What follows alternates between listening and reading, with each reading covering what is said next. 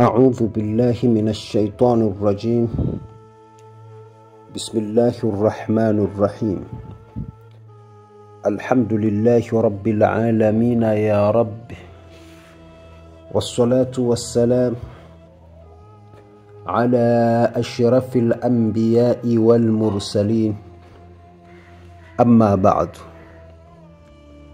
Ama baada ya kumshukuru Allah subhanahu wa ta'ala na kumtakia rehma kipenzi wa umma Mtume Muhammad sallallahu alayhi wasallam, ama ndugu zangu wasikilizaji wapendwa katika chaneli hii ya Turiyu TV, walillahi alhamdu, katika siku hii ya leo tunakwenda kuanza mwanzo wa darasa letu la tafsiri za ndoto. Lakini wakati huo tutakuwa tukifanya madarasa mbalimbali na tutazidi kuendelea na madarasa ambayo tumekuwa tukiendelea nayo. Lakini leo twende tukatazame kidogo kuhusiana na masuala ya ndoto, kwa sababu tunaamini na tunafahamu ya kwamba watu wengi wanapata ndoto lakini hawajui nini maana ya ndoto hizo. Matokeo yake kuwatafuta watu wa kuwafasiria ndoto hizo, pengine wasiokuwa na ujuzi wa tafsiri za ndoto, ambao hawana ilmu ya tafsiri za ndoto, na kuwaletea tafsiri ambazo sizo za kweli. Huenda kwa ndoto uliyoiota kuna kipo ulichokuwa unatakiwa ukifanye, na ukikifanya kitakutengenezea mipango yako iliyokuwa imefeli, lakini utaenda kutafsiriwa na mtu kitu kingine kabisa na ukashindwa kukifanya kile ambacho ulichokuwa unaelekezwa katika ndoto. Sasa tumeona darasa hili pia la tafsiri ya ndoto tuanze kulileta katika masikio yenu ili muendelee kulifanyia kazi na mjue kutafsiri ndoto. Walillahi alhamdu. Katika siku hii ya leo tunakwenda kutafsiri ndoto hizi zifuatazo, ambapo ni ndoto za mwanamke. Na kichwa cha habari cha tafsiri ya ndoto ya leo tunasema mwanamke yoyote akiota ndoto hizi basi amekaribia kuolewa. Yani mwanamke atakayepata ndoto hizi, tuna ndoto kadhaa ambazo tutakazokwenda kukuelezea. Ndoto 10 tutakazokwenda kukuelezea, ambazo zikimtokea mwanamke yoyote, basi huyo mwanamke ajue kwamba muda wowote, hana muda mrefu, atakuwa ni mwenye kuolewa. Sasa hii ni tafsiri za ndoto zinazoashiria kuolewa kwa wanawake. Ama tukirudi sasa katika darasa lenyewe rasmi, kabla ya darasa na kuomba wewe ambaye unafuatilia umekutana na darasa letu hili, usiache kusubscribe ili mradi uendelee kuzipata faida kama hizi nyingi kama ambavyo wenzako wanavyofaidika nazo. Usiache kusubscribe, lakini pia kushare ili na wenzako wapate kujifunza mambo mbalimbali. Ndoto ya kwanza ambayo mwanamama akiota, ishara yake tunasema huyu mtu amekaribia kuolewa, ni kwamba kwa mujibu wa kitabu chetu cha Tafsirul Ahlami cha Ibn Sirin kinatuambia irtidau almajhurati fil manami. Irtidau almajhurati fil manami, yoyote katika wanawake atakayeota amevaa mawani katika usingizi. Ukaota umeivaa mawani katika usingizi, mawani ile ya kwenye macho, basi ndoto hii tunasema tadullu ala qurbi ziwaji. Huyu mtu ndoto yake inasema huyu amekaribia kuolewa au kuoleka kama wanavyosema wa Kenya. Hana muda mrefu ataoleka. Azidishe sana dua, kwa kuwa alikuwa hajaolewa, azidishe sana dua na Allah subhanahu wa ta'ala atampa hiyo baraka ya kuoleka ama kuolewa mwanadada huyo. Hiyo ni ndoto ya kwanza. Ndoto ya pili tunasema yoyote atakayeota arru'yatul firashi, akapata ndoto ya kitanda kwa namna yoyote ile, au taghyiruhu, aidha unakigeuza kile kitanda, umekiweka huku, mara umekihamisha umekileta huku, mara umekibomoa umekifanya vile na vile, unakichezea, umelala, umeamka, umefanya vyovyote vile, ili mradi tu umekigeuza au kaota tu kitanda, basi kadhalika tadullu ala qurbi ziwaji. Huyu mwanamama au mwanamke huyu au dada huyu anajulishwa kwamba amekaribia kuolewa. Ndio asbabu ya kuota ndoto hii. Sasa ukiota tu ndoto ya namna hii, wala usiwe na tabu, zidisha sana dua ili mradi mahasidi wasije wakaingilia kati, kwa sababu wewe tayari unakwenda kuolewa. Lakini kadhalika ndoto ya tatu ambayo mwanamke akiota ni mwanamke kuota malabis hafluz azifafi. Ukiota umevaa mavazi ya harusi, umevaa nguo za harusi, unapendeza mwenyewe, umevaa yale manguo ya kupendeza ya harusi, basi elewa kwamba umekaribia kuolewa. Kuota tu umevaa nguo ya harusi, basi hii ndoto pia inaashiria ya kwamba wewe umekaribia kuolewa. Sasa fanya jitihada za kuomba sana Mwenyezi Mungu akinge mahasidi wasije wakazuia hichi ambacho kimeanza kukujia. Kadhalika ndoto ya 4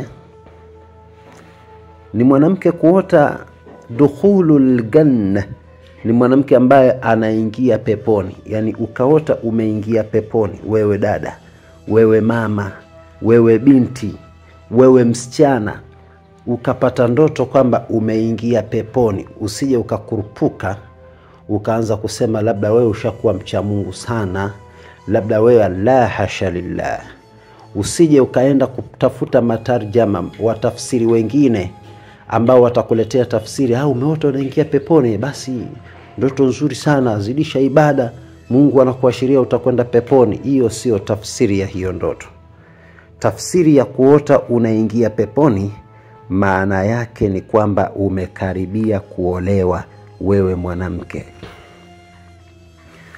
Lakini hiyo ni ndoto ya 4. Ndoto ya 5 tunasema idha ra'al qamar, yoyote ambaye atakayeona usingizini nyota, mwanamama yoyote yule ambaye usingizini mwake akajiwa na ndoto, ndani ya hiyo ndoto vimemjia nyota kwa hali yoyote ile, inatembea, imesimama, imefanyaje, maadamu tu amekutana na nyota katika usingizi wake, basi huyu pia tunasema tadullu ala qurbi ziwaj, basi naye amekaribia kuolewa au kuoleka, amekaribia kuolewa. Hiyo ni ndoto ya 5 hiyo. Ndoto ya 6 tunasema hirathatul ardhi wa thiqayatuha, ni mtu yoyote kuota analima. Ukiota unalima au unamwagilia mboga au unamwagilia mazao yako yoyote yale ambayo yamekwishalimwa, basi huko ni unajulishwa ya kwamba unakaribia kuoleka au unakaribia kuolewa. Ewe ndugu yangu, ndoto kama hii ikikupata, usianze kufikiri labda utapata sana mazao shambani eti kisa umeota unalima. Utapata mazao sana eti kisa umeota unamwagilia bustani. La. Hii si kweli, na wala mtu asikutafsirie tafsiri ya namna hii. Ndio maana tukasema tafsiri za ndoto ni elimu ambayo watu wanakaa darasani na kuisoma. Kwa hiyo nenda kwa mtu ambaye ni alimu, aliyesoma habari hizi za tafsiri za ndoto ili akupe ukweli wa kile ambacho umekiota. Kwa hiyo ndoto hiyo kiota unamwagilia au unalima, basi elewa ya kwamba unajuzwa ya kwamba utaolewa hivi karibuni. Ndoto ya ngapi hiyo? Hiyo ilikuwa ya 6 Ndoto ya 7 ni mtu ukiota umevaa taji. Taji zinafahamika, mataji yanajulikana. Ukiota umevaa taji, basi pia ila uwe ni mwanamama, basi kadhalika tadullu ala ziwaji, inakujulisha kwamba umekaribia kuolewa ukiwa umevaa taji. Na kadhalika twende katika ndoto ya 8 sasa. Ndoto ya 8 inasema atanawulu tamru fil manami. Yoyote ule ambaye atakayeshughulishwa na kula kwa tende wakati wa usiku, huyu mtu anajulishwa kwamba ataolewa.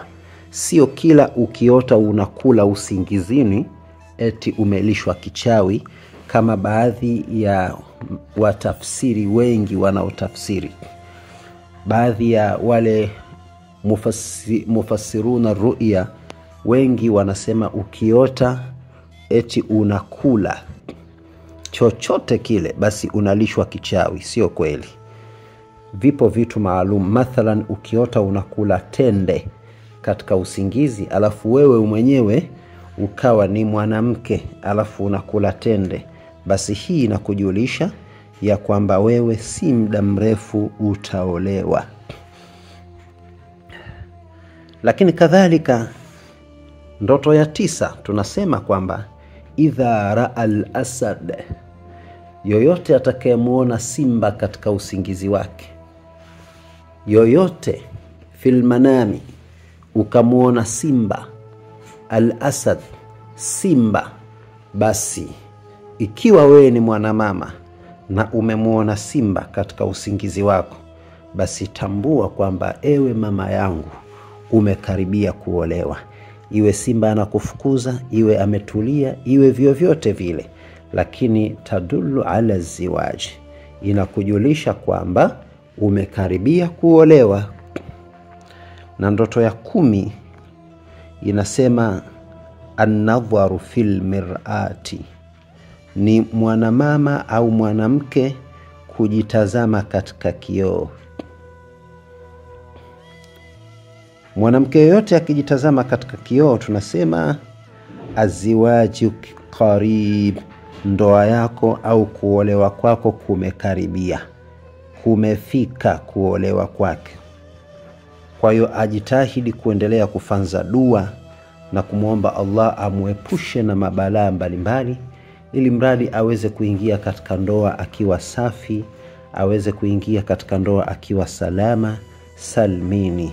Hizo ndizo ndoto ambazo ukizipata, basi wewe ishara yako ni kwamba unakwenda kuolewa. Walillahi alhamdu. Tutaendelea na tafsiri za ndoto, lakini leo tutaishia hapo. Na kabla ya kumaliza kipindi chetu, naomba niseme maneno haya. Tuna mambo mawili ambayo leo tunakuleteeni kama matangazo. Tunazo fusho ambazo fusho hizi ni fusho za matatizo, kuondosha matatizo. Yani kama una nuksi, una mikosi, una mabalaa, biashara zako haziendi vizuri, maisha yako hayaendi vizuri, kila siku kuandamwa na maradhi, kila siku wewe ni mtu wa dhiki, wa shida, haukai sawa, hautengemei katika maisha yako, basi na kuhakikishia ndugu yangu, tunalo fusho maalumu, ambalo fusho hili tumelitengeneza. Ni bukhuri ya hatari, bukhuri nzito, bukhuri yenye viwango vya kibukhuri. Ni bukhuri ambayo endapo ukiitumia, basi kama ulikuwa na matatizo ya majini, kama ulikuwa na matatizo ya uchawi, kama ulikuwa na matatizo ya manuksi, kama ulikuwa na matatizo ya mabalaa, yanakwenda kuondoka katika mwili wako, katika biashara yako, katika nyumba yako. Hizi ni bukhuri hatari kuliko hatari. Ni bukhuri za kuchoma katika moto. Yani utachukua kitezo au chombo chochote utakitia moto wa makaa, alafu kisha utachoma. Ukishachoma ule moshi utakufuata, na wewe wakati huo utakuwa umejifunika shuka, utachoma hapo. Kama unafanya biashara, basi bukhuri hii nenda kaichome katika biashara, ule moto ufuke katika biashara yako. Kama wewe ni dereva wa gari, taksi au chochote, basi si vibaya nenda kachome ule moshi kidogo, maana siku hizi kuna vitezo vile vya umeme unakichomeka alafu unachoma. Si mbaya, hata kama unaweza ukawa na kitezo cha umeme ukakichomeka nyumbani kwako, ukakichomeka hata kwenye gari yako, ukaichoma ile bukhuri, wallahi utakuwa umefanya jambo kubwa sana. Bukhuri hii huwa inafushwa mara 7 katika biashara, katika mwili na katika sehemu yoyote ile, unaichoma mara 7, yani kwa muda wa siku 7. Basi walillahi alhamdu. Ikiwa ni katika biashara, choma mara 1 tu kwa siku. Ikiwa ni kwa ajili ya wewe mwenyewe kujiondoshea manuksi, mamikosi na mabalaa na madhiki mbalimbali, basi bukhuri hii utaichoma katika mwili wako asubuhi na jioni. Walillahi alhamdu, nuksi, mikosi, mabalaa yote yatakwenda kukuondoka na utakuwa mtu safi na salama, na utastafidi, utaenjoy katika maisha yako, na utafanya mambo yako vizuri kabisa. Kama ulikuwa unashindwa kusoma, kama ulikuwa unashindwa kuoa, kama ilishindikana kuolewa, kama ulikuwa unashindwa kupata pesa katika biashara, biashara zote zinakufa. Kama watu walikuwa wanakuchukia, ndugu, jamaa, marafiki na majirani, kama ulikuwa huelewani na mumeo, mkeo, basi fanya juhudi ya kuweza kupata hili fusho. Ni fusho moja mujarabu sana, na litakusaidia kwa kiwango kikubwa sana, na mambo yako yote yatakwenda kung'ara, na mambo yatakuwa safi. Nyota yako itarudi na itakuwa mujarabu, itakuwa barabara, itakuwa ni yenye kupendeza. Hili ni fusho maalumu ambalo tunalo sisi hapa. Yoyote ambaye analihitajia fusho hili, basi insha Allah biidhnillahi alkarim, tunakuomba tumia namba hizi za simu za 0713 52 19 44. Njoo kwenye WhatsApp, tutakupa maelekezo ya namna gani utakavyoweza kulipata fusho hili. Njoo uweze kulipata fusho hili. Lakini pia mwisho kabisa, naomba nikutangazieni kitabu. Tunavyo vitabu vimeandikwa majina 30 ya Mungu, ambavyo vitabu hivi tumekuwa tukivitoa sana kwa watu mbalimbali. Sadaka yake ni shilingi 1015 hivi vitabu ya Kitanzania, lakini Kikenya ni sawa na shilingi 800. Kwa hiyo vitabu hivi pia vinapatikana, na Wakenya wao wasipate tabu, tunazo namba za Kenya ambapo wanaweza wakatuma pesa kupitia humo na wakapatiwa vitabu hivi. Walillahi alhamdu, ni vitabu vizuri, vitabu mujarrab kabisa, vitabu venye hadhi kubwa. Ni vitabu ambavyo vinakuelekeza dua mbalimbali za kusoma endapo utakuwa una matatizo mbalimbali yamekupata, shida mbalimbali, dhiki na majanga mbalimbali, usome dua gani kupitia kitabu hicho.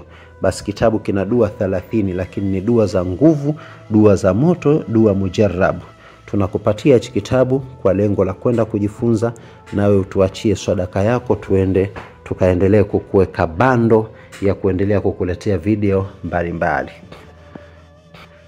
Insha Allah, kufikia hapo niseme wal afwa minkum, wassalamu alaikum wa rahmatullahi wa barakatuhu.